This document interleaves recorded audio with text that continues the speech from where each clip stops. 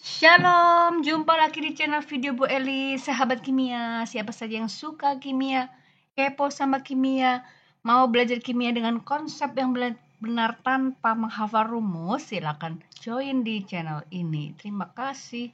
Nah, sahabat kimia, pada video kali ini Bu Eli akan membahas tentang soal produksi asam basa di industri. Ini adalah salah satu materi esensi atau materi besarnya adalah asam basa. Penerapan mengkontekstualan konsep asam basa ya, yaitu dengan bahasan bagaimana kita menjumpai asam basa dalam produksinya di industri. Nah, materi ini adalah materi esensial yang ada di kelas 11 atau fase E di kurikulum Merdeka ataupun kurikulum 2013. Nah, bagaimana penerapan kontekstual case problems-nya? Silakan tonton video ini sampai habis, jangan di-skip.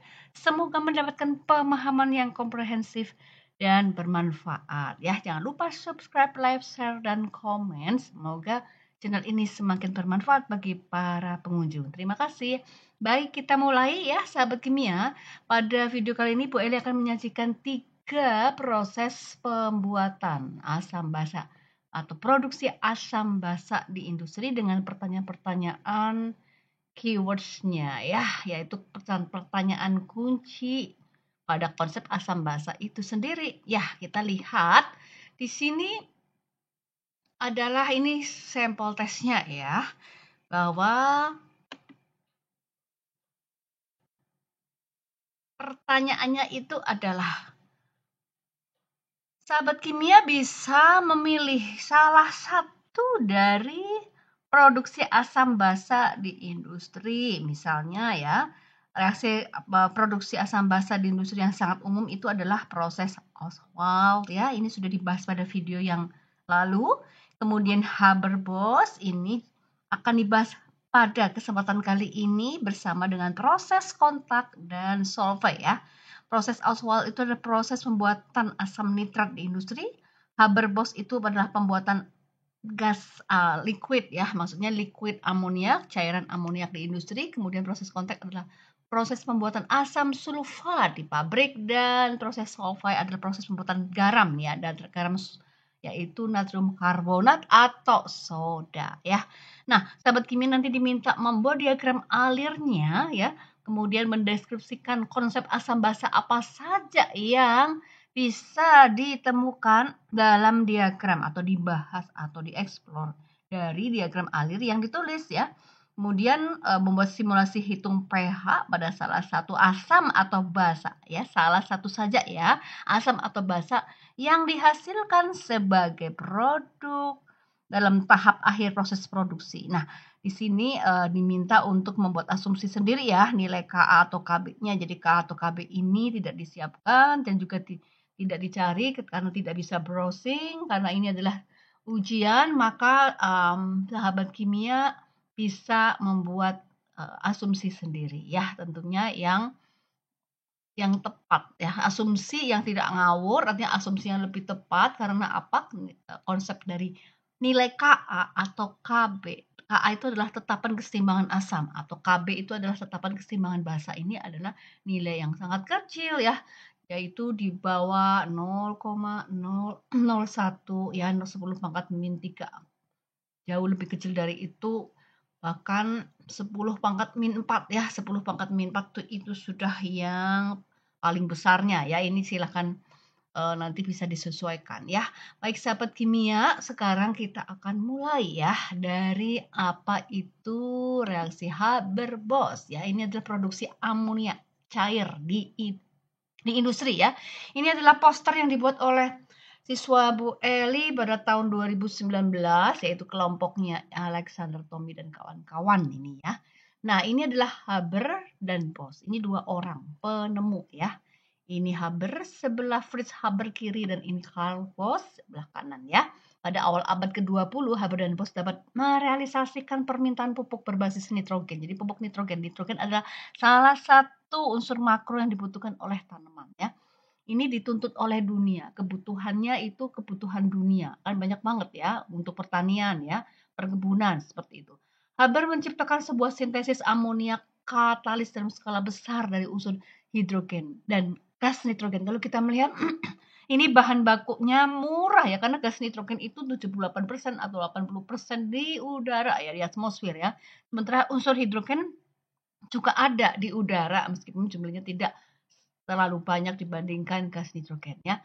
Lalu di sini kondisi parameter yang diukur itu adalah menggunakan suhu tinggi hampir 500 derajat Celcius, tekanan tinggi hampir 200 atm, serta menggunakan katalis. Katalis itu adalah zat yang mempercepat laju reaksi ya.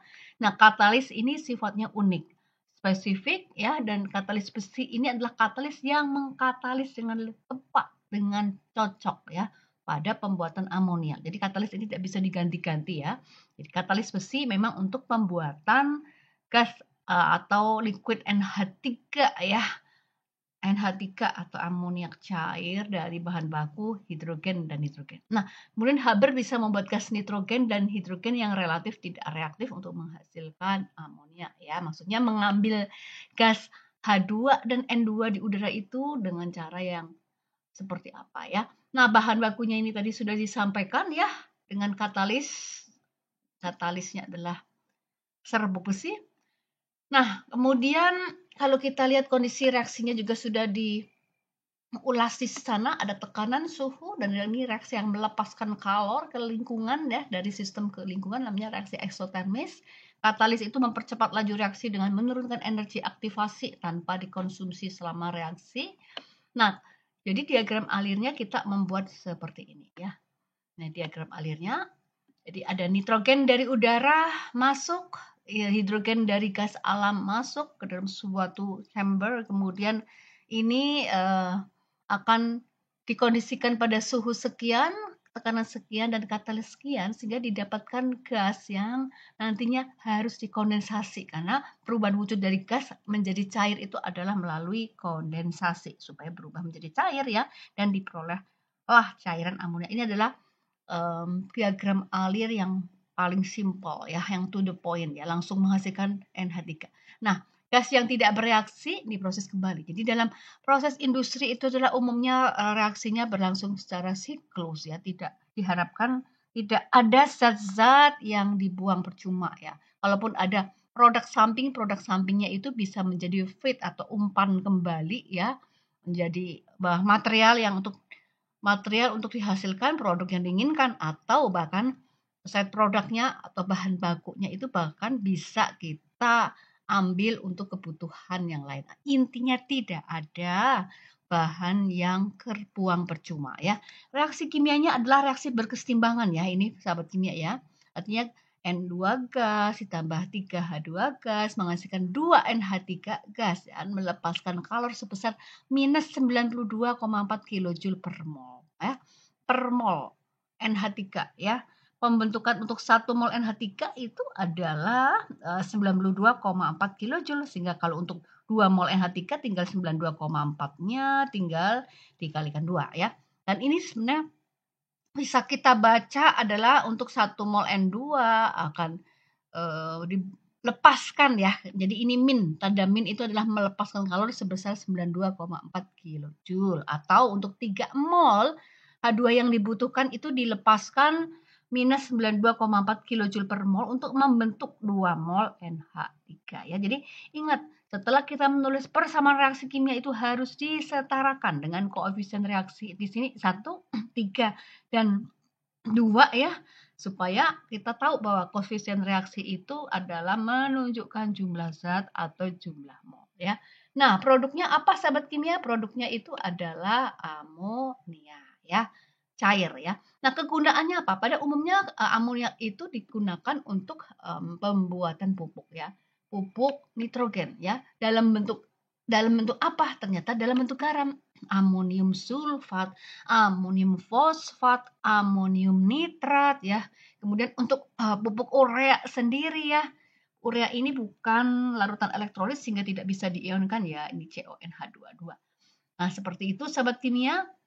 Kemudian dalam dunia industri polimer itu juga dipakai ya sebagai salah satu pembuatan nilon ya, dan amida lainnya. Tapi dalam hal ini kegunaan amoniaknya untuk memenuhi kebutuhan dunia yang saat itu besar-besarnya kebutuhannya terhadap pupuk nitrogen ya. Nah, itu sahabat kimia. Nah, sekarang kita menuju ke sini ya, menuju ke sini. Nah, kita lihat setelah mendeskripsikan konsep asam, sekarang mendeskripsikan konsep asam basa ya. Jadi karena di sana tadi pada proses Haber-Bosch ya, kita tulis di sini.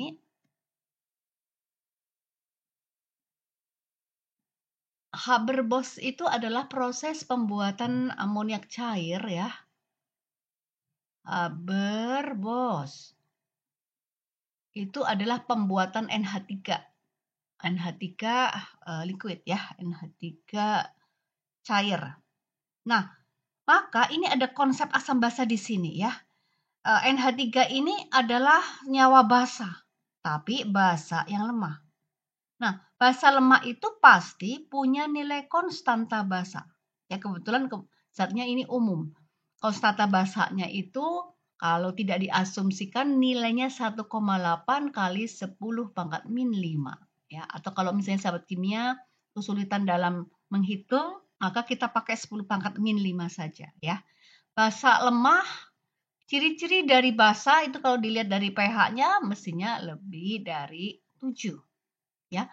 Kemudian bagaimana membuat persamaan pH-nya untuk basa lemah ya.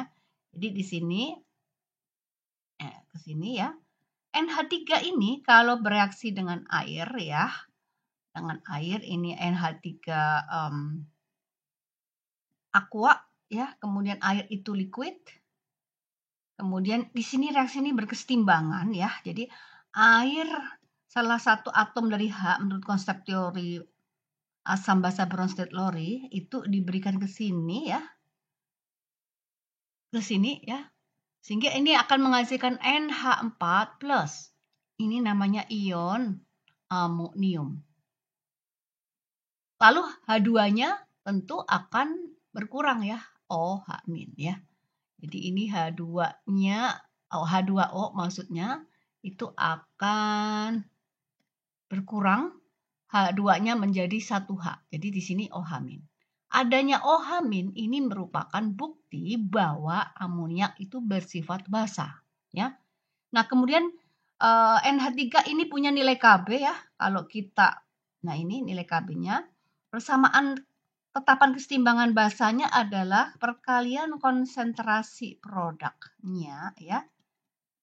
Perkalian konsentrasi ini pangkat 1 ya, ini karena koefisiennya 1, ini koefisiennya 1, seperti itu. Kalau pangkat 1 tidak perlu ditulis, NH4+ kali OH- ya, ini dalam wujud aqua ya, aqua seperti itu dibagi dengan NH3.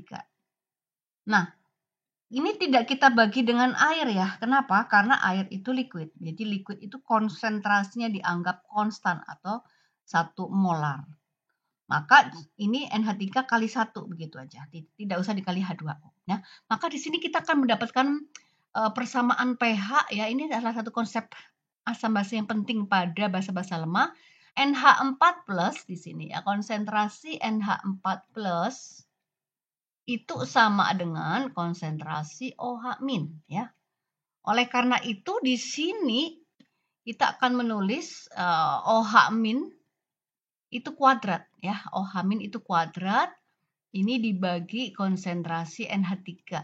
Itu sama dengan apa? Kb ya. Sehingga kalau kita mau menurunkan OH- kuadrat sama dengan berarti OH- kuadrat sama dengan Kb kali konsentrasi NH3.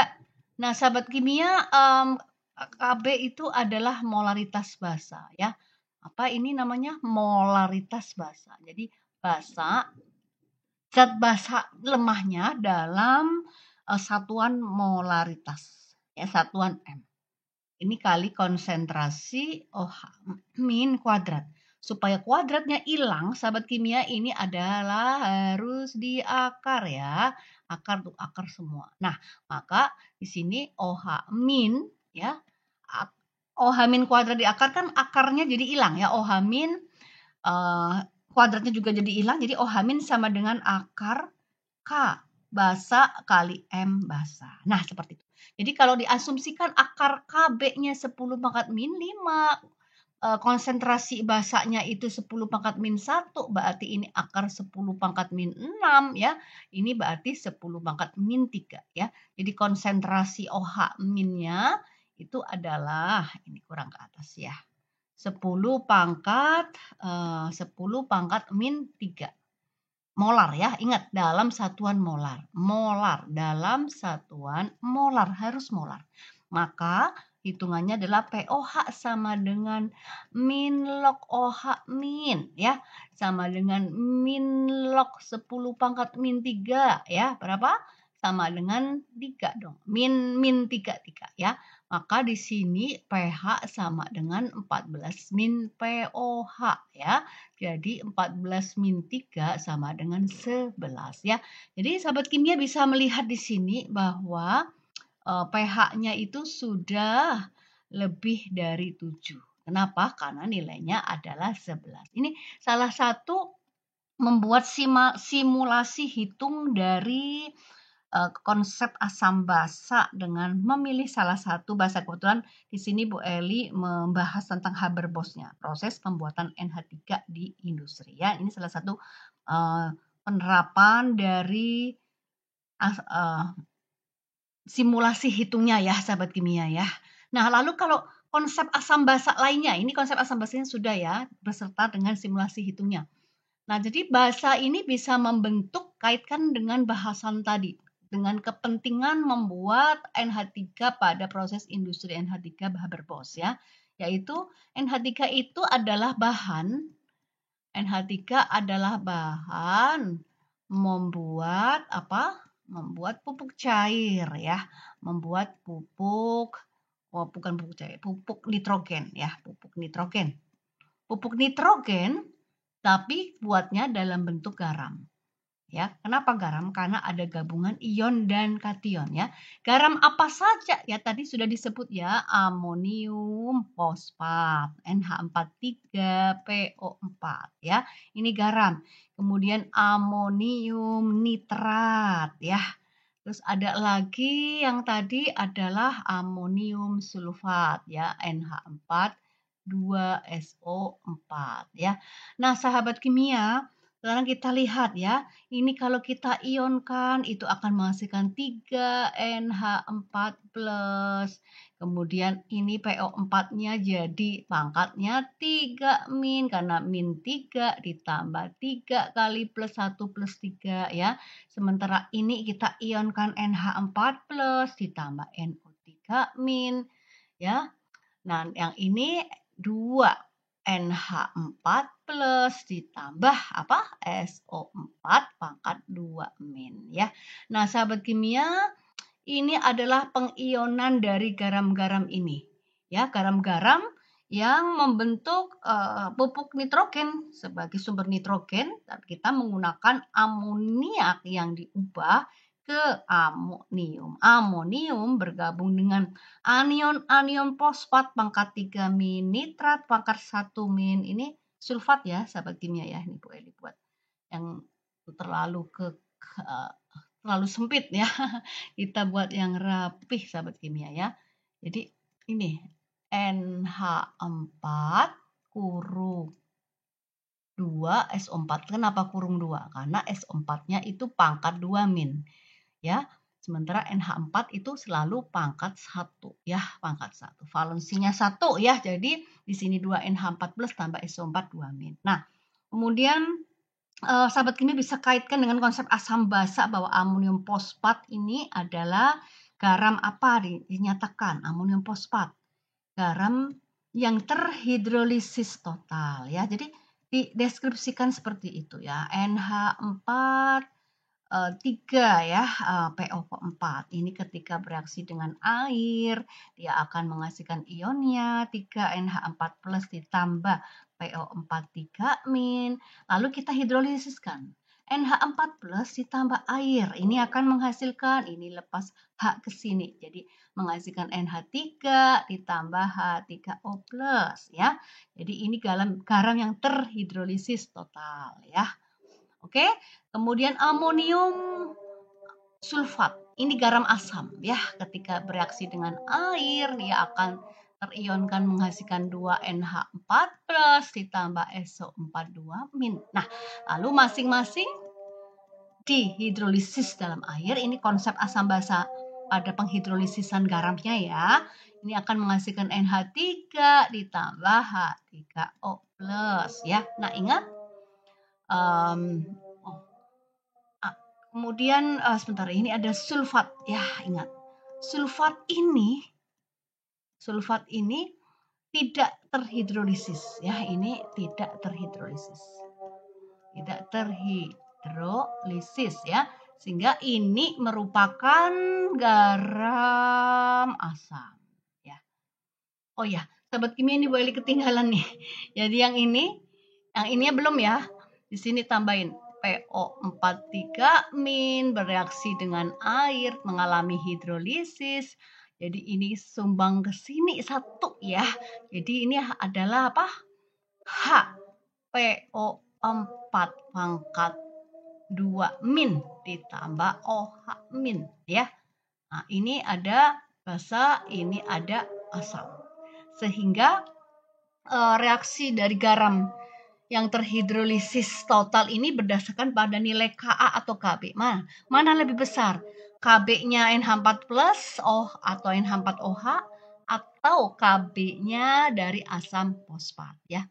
Oke, sahabat kimia, ini bisa di breakdown lagi, ya. HPO42- tambah H2O dan seterusnya. Nah, bagaimana dengan yang NH4NO3, ya? NH4NO3. Nah, NH4NO3 itu adalah garam apa? Garam asam juga, ya. Jadi sahabat kimia, NH4NO3 ini ya enggak.